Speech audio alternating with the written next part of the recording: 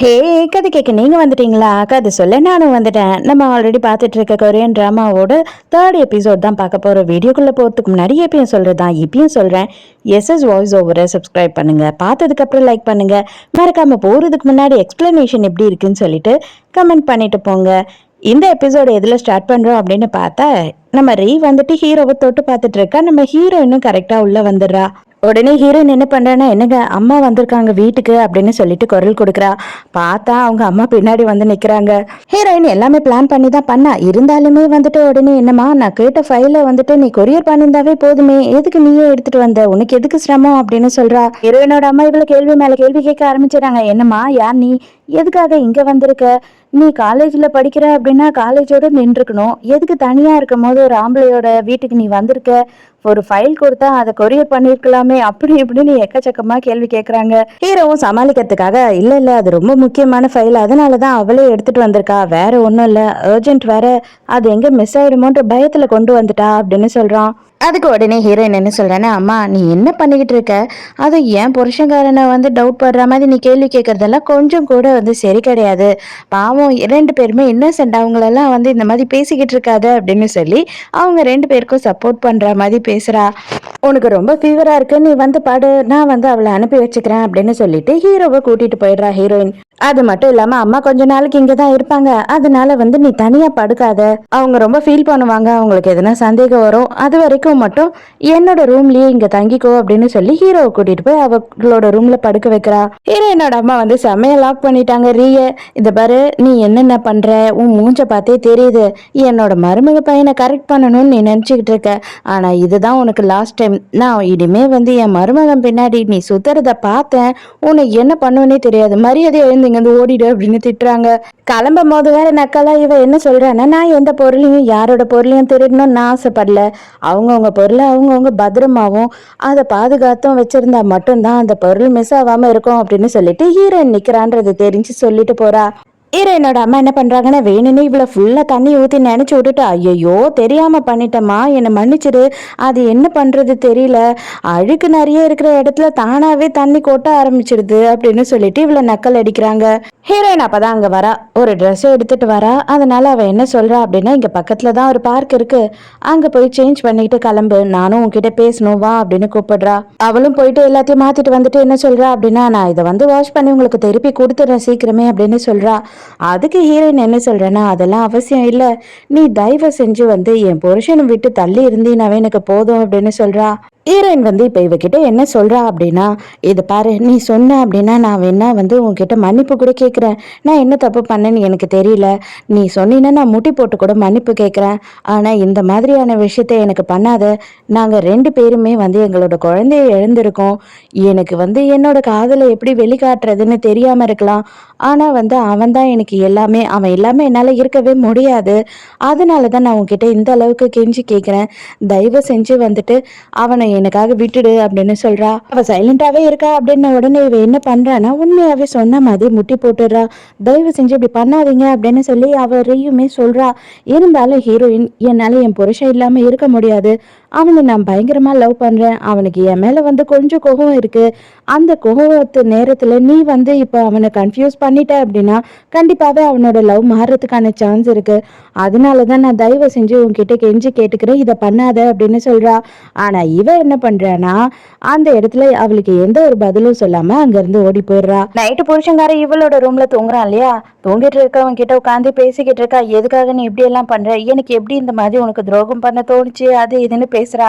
ஆனா அவன் நல்லா தூங்கிட்டு இருக்கான். ஹீரோவோட அக்கா கறி இருக்கா இல்லையா, அவ வந்து எல்லா ஸ்டாஃப் கிட்டயும் ரொம்ப ரூடா தானே நடந்துப்பா, சும்மாவே எது ஒண்ணுனாலும் முட்டி போடு, மன்னிப்பு கேளு, 100 வாட்டி மன்னிப்பு கேளு அப்படின்னு டார்ச்சர் பண்ணிக்கிட்டு இருப்பா.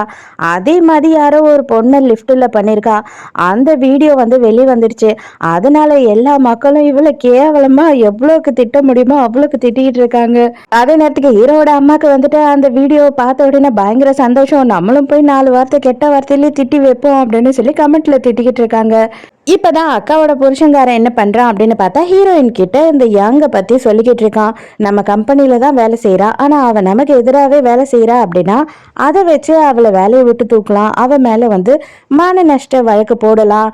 அதனால இதை பத்தி பெருசா கவலைப்பட தேவையில்ல, அவ யாரு என்னென்ன பண்ணியிருக்கா அப்படின்றதுக்கு ப்ரூஃபை மட்டும் ரெடி பண்ணுங்க அப்படின்னு சொல்றா. அப்பதான் அக்காக்காரி அங்க வேக வேகமா வரா. எவனோ ஒருத்தன் என்னோட வீடியோ எடுத்து இப்படி போட்டுட்டு எல்லாரும் கேவலமா என்ன திட்டிக்கிட்டு இருக்காங்க, இவங்க எல்லார் மேலேயும் மான நஷ்ட வழக்கு போடணும் அப்படின்னும் போது அதுக்கு நம்ம ஹீரோயின் என்ன சொல்றா அப்படின்னா, ஃபர்ஸ்ட் நீ அந்த மாதிரி ஒரு லேபரை ட்ரீட் பண்ணதே தப்பு, அதனால உன் மேலதான் கேஸே போடுவாங்க, நீ ஏன் போய் மாட்டிக்காம சைலண்டா இருந்துக்கோ அப்படின்னு சொல்றா. ஹீரோவோட அப்பாக்கு இந்த விஷயம் தெரிஞ்ச உடனே இவங்க 3 பேரையும் வெளுத்து வாங்குறாரு. உங்களுக்கெல்லாம் கொஞ்சம் கூட அறிவே கிடையாதா, எதுக்காக கம்பெனி பேரை இந்த அளவுக்கு எடுக்கிறீங்க, இந்த கம்பெனிக்காக நான் எவ்வளவு பாடுபட்டிருக்கேன், ஆனா உங்க கேவலமான திமிராலையும் அகங்காரத்தாலையும் இந்த அளவு இது எல்லாத்தையும் நீங்க நாசம் பண்ணிட்டீங்க அப்படின்னு பயங்கரமா கோவப்பட்டு கத்திக்கிட்டு இருக்காரு. கம்பெனியா அவ மேல நடவடிக்கை எடுத்த மாதிரி அவங்க அப்பா என்ன பண்றாருன்னா அவளை வைஸ் பிரசிடென்ட்டா இருந்து தூக்கிடுறாரு.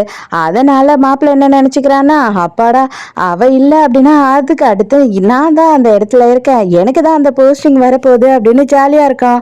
இங்க இவர் ஹீரோயின் கிட்ட தனியா என்ன சொல்லிக்கிட்டு இருக்காரு அப்படின்னா, ஒண்ணு நீ இல்ல அப்படின்னா உன்னோட புருஷன், உங்க 2 பேரை தவிர வேற யாருமே வைஸ் பிரசிடென்ட் ஆக முடியாதுமா, அதுக்கான தகுதி வேற யாருக்குமே இல்ல, நீ இப்போதைக்கு இதை உன்னோட வச்சுக்கோ, நான் உன்னதான் வைஸ் பிரசிடென்டா ஆக்கலாம் அப்படின்ற ஐடியா வச்சுட்டு இருக்கேன் அப்படின்னு சொல்றாரு. ஹீரோயினுக்கா இதை கேட்கும் போது பயங்கர சந்தோஷமா இருக்கு, ஆனாலும் அவளுக்கு மனசுக்குள்ள பயமா இருக்கு. ஏன் அப்படின்னா ஹீரோ கண்டிப்பாவே இவளை டிவோர்ஸ் பண்ண போறேன் அப்படின்னு சொல்லிக்கிட்டு இருக்கான்.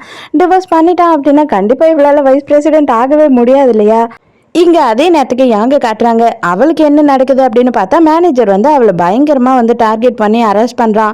இங்க ஒழுங்காவே இவ வேலை பார்க்கல, இவ நம்ம கம்பெனி பத்தி வெளியில தப்பா பேசுறா, அப்படி இப்படின்னு எக்கச்சக்கத்துக்கு இவளை டார்கெட் பண்ணிட்டு இருக்கான். பாட்டி வேற யாங்குக்கு போன் பண்ணி அவசர அவசரமா வீட்டுக்கு கூப்பிடுறாங்க. யாரோ வீட்டுக்குள்ள பூந்து இருக்கிற எல்லாத்தையும் கலைச்சு போட்டுட்டு எதையோ தேடிட்டு இருக்காங்க. பட் ஆனா எதுவும் கிடைக்கல அப்படின்னு சொல்லிட்டு அவங்க வெளியில போயிட்டாங்க அப்படின்னு சொல்லி அவங்க ரொம்ப ஃபீல் பண்ணிட்டு இருக்காங்க. ஆனா அதுக்கப்புறம் தான் தெரியுது நம்ம யங்கோட புருஷங்க சிஸ்டத்தை ஃபுல்லா ஃபார்மட் பண்ணி விட்டுட்டாங்க, எதுவுமே இல்ல அதுல. அதை பார்த்த உடனே இவளுக்கு பயங்கர டென்ஷன் ஆயிடுது. எல்லாத்தையும் போய் ரிப்போர்ட்டர் கிட்ட சொல்றா. ரிப்போர்ட்டர் என்ன சொல்றாருன்னா, நீ கவலைப்படாதமா, அந்த வீடியோஸ் எல்லாமே என்கிட்ட ஒரு காப்பி இருக்கு, அதை வச்சு நான் ஆக்ஷன் எடுக்கிறேன் அப்படின்னு சொல்றாரு. இவங்க 2 பேரையும் ஒருத்தன் ஃபாலோ பண்ணிக்கிட்டே இருக்கான் இல்லையா, அவன் என்ன பண்றான் அப்படின்னு பார்த்தா இந்த ரிப்போர்ட்டர் கார் எடுக்க போறாரு. அந்த டைமுக்கு அவர் மண்டையிலேயே எதையோ கொண்டு அடிக்கிறான். உடனே அவர்கிட்ட இருக்க எல்லாத்தையும் திருடிட்டும் போயிடுறான். பாட்டிமா லாயர் முன்ன பாக்கிறதுக்கு வராங்க. அவங்க ஏதோ ஒரு டாக்குமெண்ட் எடுத்துட்டு வராங்க. இது என்னன்னு கொஞ்சம் பாருப்பா, என் பையன் சாகிறதுக்கு முன்னாடி இதை வச்சிருந்தான், இதால எதனா ஹெல்ப் பண்ண முடியுமா என்னோட பேத்திக்குன்னு பாரு அப்படின்னு சொல்றாங்க. ஆக்சுவலா என்ன அப்படின்னு பார்த்தா ஏதோ ஒரு மெடிசனோட பேட்டன் ரைட்ஸ் தான் அது.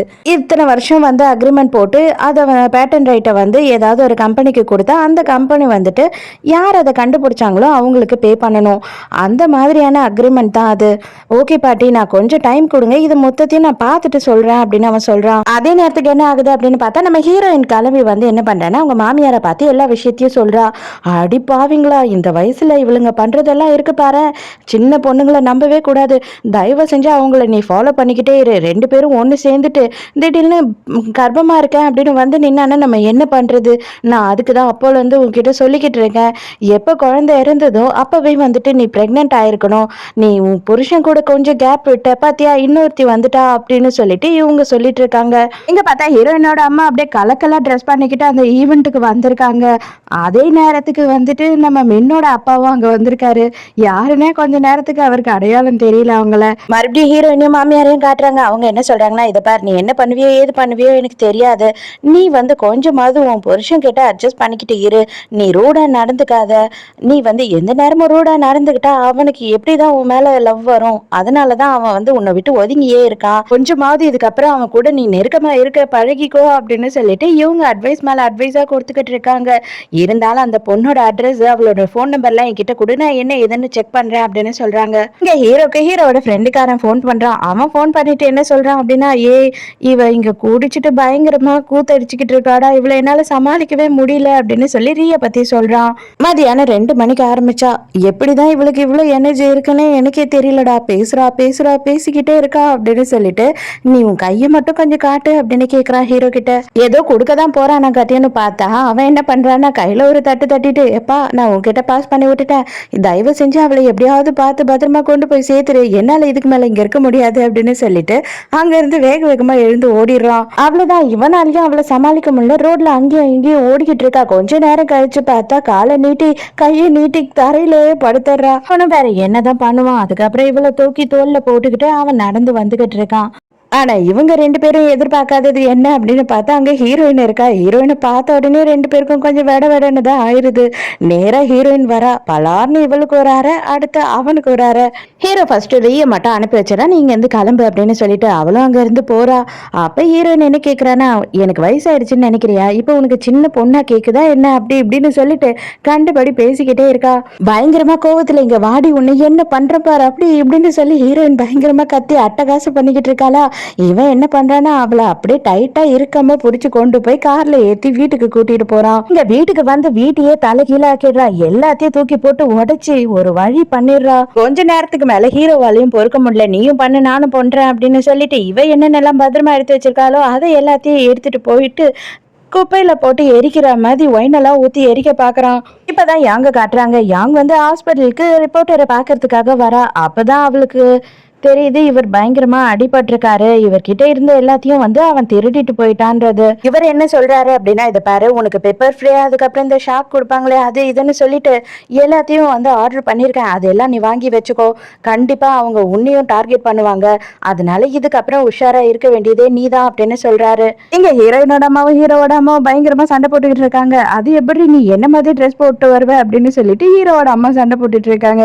நீ என்ன ட்ரெஸ் போட்டு வருவேன்னு எனக்கு எப்படி தெரியும் அப்படின்னு சொல்லி ஹீரோயினோட அம்மா சொல்றா. கரெக்டா குடுமி பொடி சண்டை நடக்கிற நேரத்துக்கு கதவை திறந்துடுறாங்க. இதை எல்லாரும் பாத்துடுறாங்க. மறுபடியும் ஹீரோவோட அக்காவை காட்டுறாங்க. அவளை வந்து என்ன சொல்லிருக்காங்க அப்படின்னு பார்த்தா, ஒரு பிரஸ் மீட்டை ரெடி பண்ணி எல்லாரும் எதிர்க்கையும் மன்னிப்பு கேளு அப்படின்னு சொல்றாங்க. இவளுக்கு கொஞ்சம் இப்ப பயம் ஆயிடுச்சு. ஹீரோவோட அம்மாக்கு வந்து போன் பண்ணி ஹீரோயின் எல்லா விஷயத்தையும் சொல்றா. இதை பாரு அவனை உன் கண் பார்வையை விட்டு கொஞ்சம் கூட நவுத்தாத, எப்படியாவது அவனை கரெக்டா வச்சுக்கோ, இந்த சின்ன பொண்ணுங்க எப்படியாவது மயக்கிடுவாளுங்க ஆம்பளைங்களை, அவனுங்களும் தடுமாறிடுவாங்க, அதனால அவங்கள தனியா இருக்கவே விட்டுறாத அப்படின்னு சொல்லிக்கிட்டு இருக்காங்களா. இது எல்லாத்தையும் வந்து ஹீரோவோட அக்கா காரி கேட்டுடுறா. ஹீரோ வீட்டை விட்டு கிளம்புற அப்படின்னு சொல்லிக்கிட்டு இருக்கும் போது இவ என்ன சொல்றானா, அவங்க அப்பா சொன்னார் இல்லையா, அதை எல்லாத்தையும் சொல்றா. இதை பாரு உனக்கு அந்த போஸ்டிங்கே வேணான்னா கூட ஒன்றும் பிரச்சனை இல்லை, நீ தயவு செஞ்சு எனக்கு சப்போர்ட் பண்ணினா போதும் அப்படின்னு சொல்றா. அவ்வளவுதான் ஹீரோக்கு செம்ம கடுப்பாயிடுது. இப்போ கூட உன்னோட பிரச்சனை இது மட்டும்தான் இல்லை, உன்னோட ஸ்டேட்டஸ், உனக்கு வந்துட்டு உன்னோட பதவி, இதெல்லாம் தான் உனக்கு தேவைப்படுது, உனக்கு உண்மையா உன் லைஃப்ல என்ன தேவையோ அதை நீ பார்க்கவே மாட்ற, ஆனா நான் லவ் பண்ணப்போ நீ இப்படி கிடையாது, இப்ப ஏன் இப்படி ஆயிட்ட அப்படின்னு சொல்லி இவன் செமையா கோவப்படுறான். அப்ப ஒரு நேரத்துக்கு அவங்க அம்மா வந்துடுறாங்களா, அதாவது ஹீரோயினோட அம்மா. அதனால வந்து அவனால எதுவுமே பண்ண முடியல, சைலண்டா இருந்துடுறான். அதோட மறுநாள் பிரஸ் மீட்ல வந்துட்டு அக்கா புருஷங்காரன் இருக்கான் இல்லையா, அவன் தான் போயிட்டு சாஷ்டாங்கமா விழுந்து எல்லார்கிட்டயும் மன்னிப்பு கேட்கிறான். உண்மையாவே என் பொண்டாட்டி பண்ணது பெரிய தப்பு தான், இந்த மாதிரியான நடவடிக்கை நான் வந்துட்டு ஏத்துக்கவே மாட்டேன் அப்படின்னு சொல்லிட்டு இவன் எல்லார்கிட்டயும் மன்னிப்பு கேட்டுக்கிட்டு இருக்கானா. அந்த நேரத்துக்கு அக்காக்காரி என்ன பண்றா அப்படின்னு பார்த்தா, அந்த பிரஸ் மீட் நடக்கிற இடத்துக்கு வந்துட்டு பயங்கரமான ஒரு பேஷண்டா வீல் சேர்ல உட்கார்ந்துக்கிட்டு குளுக்கோஸ் பாட்டில தொங்க விட்டுக்கிட்டே வந்துடுறா. ஏண்டி அடி பாவி, நீ சும்மாவே வந்திருக்கலாம், எதுக்காகடி இந்த மாதிரி ஆக்ட் பண்ணி என் மானத்தை வாங்குற அப்படின்னு சொல்லி இவர் காதுல போய் கேட்கிறாரு. அந்த வீல் சேரை அவளுக்கு ஆப்ரேட் பண்ணவே தெரியல. இவ என்ன பண்றான்னா அந்த வீல் சேரை தப்பா ஆப்ரேட் பண்ணிட்டு நேரா போய் ஒரு கண்ணாடியில முட்டிக்கிறா. புருஷங்காரனுக்கு நெஞ்சே வெடிச்சிருது. அடி பாவி, நீ வந்ததுக்கு என்ன பண்ணணுமோ அதை பொறுப்பா பண்ணிட்டடி அப்படின்னு நினைச்சுக்கிறான். ஹீரோட அம்மா என்ன பண்றாங்கன்னா காஃபி ஷாப்க்கு நேராவே போயிட்டு ரீய பாக்குறாங்க. இதை பாரு உன்னோட வயசுக்கு இதெல்லாம் வந்துட்டு நீ பண்ணவே கூடாது, ஒழுங்கா படிக்கிற வேலையை பாரு, நானே கூட உனக்கு ஹெல்ப் பண்றேன், ஆனா அதை விட்டுட்டு என் பிள்ளையோட வாழ்க்கையை கெடுக்கலான்னு நீ நினைச்சீன்னா நான் அதுக்கு சும்மாவே இருக்க மாட்டேன் அப்படின்னு மிரட்டுறாங்க. அதே நேரத்துக்கு ஹீரோயின் என்ன பண்றா அப்படின்னு பார்த்தா ரியோட வீட்டுக்கு போறா. ஹவுஸ் ஓனர் கிட்ட காசு கொடுத்து கீயை வாங்கி உள்ள போயிடுறா. அங்க போய் அவளோட வீட்டெல்லாம் சுத்தி பாக்குறா. பாத்ரூம்ல 2 பிரஷ் இருக்கு. அதை பார்த்ததும் இவ கொலை வெறி ஆத்திரம் ஆயிடுறா. உடனே என்ன பண்றா அப்படின்னு பார்த்தா ஷின்க வந்து க்ளோஸ் பண்ணிட்டு பூரா தண்ணியையும் திறந்து விட்டுட்டு அங்க இருந்து போயிடுறா. முன்ன பாக்கிறதுக்காக பாட்டி வந்திருக்காங்க.